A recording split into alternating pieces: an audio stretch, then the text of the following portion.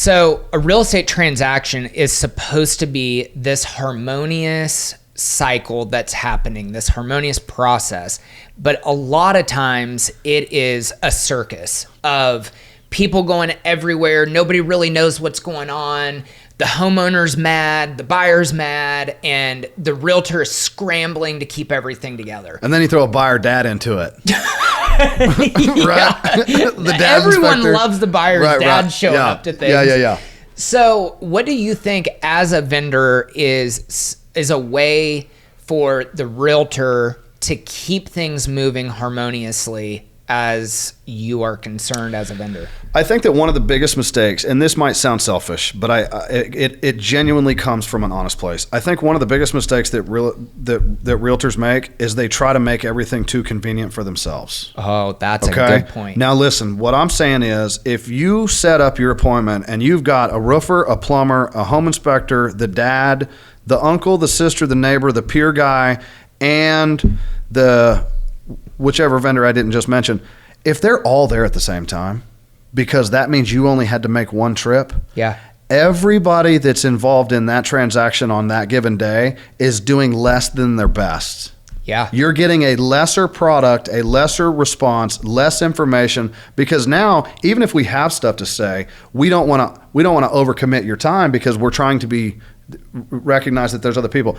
I think that people over consolidating their appointment schedule is brutal to the long-term result. Yeah. Because I don't think they're giving anybody the fair opportunity to do their best. Yeah. And I don't think people think about it.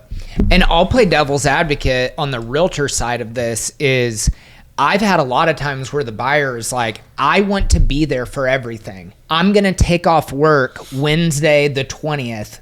I need everybody to be there while I'm there. 100%. And you're like, oh crap, I got to get 10 different people here at one time. But I see your perspective too of that. Well, that I think if it needs to play that way, I don't think there's anything necessarily wrong with that. But I think that you need to stagger those appointments and you need to commit to the day and your client needs to commit to the day.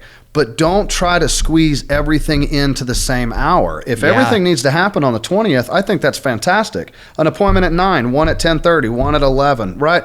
Stagger those appointments. You commit that day to that. Yeah. Your client commits the day to that. But I don't think it's fair that you expect every vendor to also to commit to that. That's a good point. Right? Yeah. Stagger those back.